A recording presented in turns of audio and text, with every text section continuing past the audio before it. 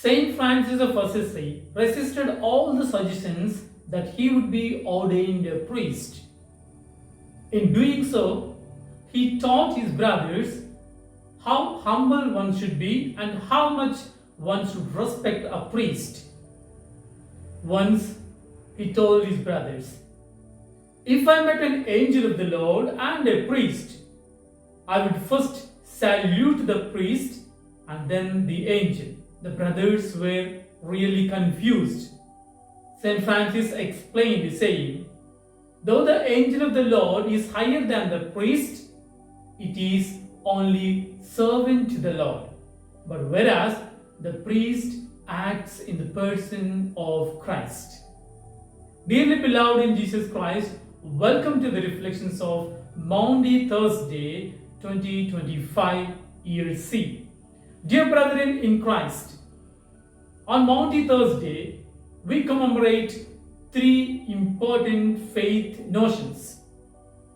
The first one, institution of the Eucharist. Second one, institution of the priesthood. Third one, giving the love commandment to the entire world.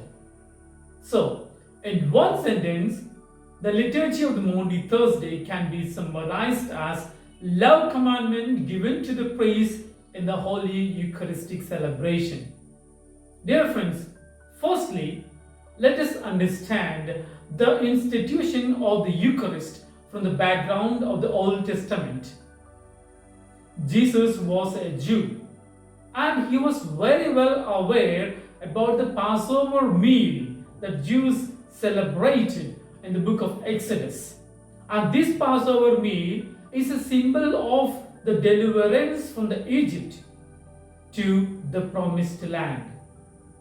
But there, they used an animal as symbol for their deliverance. But Jesus Christ, in the Passover meal with his disciples, presents himself as the sacrificing lamb, telling, "This is my body and this is my blood, which will be shed for the sins of all." Therefore, the Eucharistic celebration or the institution of the Eucharist takes a new turn with the dinner that Jesus had with his disciples on Maundy Thursday. Secondly, Jesus also gave a love commandment to the entire church. He used water and towel to wash the feet of his own disciples and wipe them with his own hands. In saying so, he tells, "Do you understand what I am doing? You call me your master and Lord, yet I bend down at your feet to serve you when you are in need." This is the highest form of a love one can show to one's neighbor, one's family member, one's community. And in doing so, Jesus teaches his disciples, "Love one another as I have loved you." At the utmost love that Jesus given to everyone. Thirdly, I invite all of you to meditate upon the person and personality of a Catholic priest. In understanding the person of a priest, I would call to your attention the encyclical written by Pope John Paul II in 2003, Ecclesia de Eucharistia. In this encyclical, paragraph number 29, he says, "The priest, while celebrating the Holy Eucharist, acts in the person of Christ. He does not act on his own name, but acts in the person of Christ." This particular sentence explains the entire nuances of the person of a priest. Dear friends, from this, let me put forth two important notions of a priest. The first one, priest is an ordinary man. When I say priest is an ordinary man, he has all the needs like any other human being has. He has basic needs, he has intellectual needs, he has love and belonging needs, and he too has aim to realize his own self.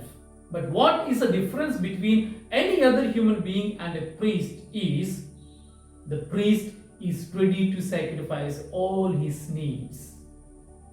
A priest also feels that all his needs must be met, but at the same time, he is ready to forgo all his needs because he is in the person of Christ. Secondly, having said that he is an ordinary man, I also tell he is an ordinary man with extraordinary benediction bestowed upon him. Don't regard or treat a priest as any other human being because of the ordination that is given to him. And that makes this ordinary human being into an extraordinary human being. Therefore, his actions, his words, his deeds all will become blessing for the people with whom he is living. Therefore, remember, the words he utters, the gestures he shows, and suggestions he gives are having a blessing content in them. Regard them with the same respect and with the same dignity that ordination bestows on them. In gist, on this Maundy Thursday, let us take two important notions to our reflection. The first one, priest is an ordinary man with all the needs that he wants to have, but he is ready to sacrifice all of them because of the ordination. Secondly, priest is an ordinary man with extraordinary benediction given to him at the time of the ordination. Let us all pray for the priests and let's all pray for the church that we will be united in the person of Christ. Let God bless us all.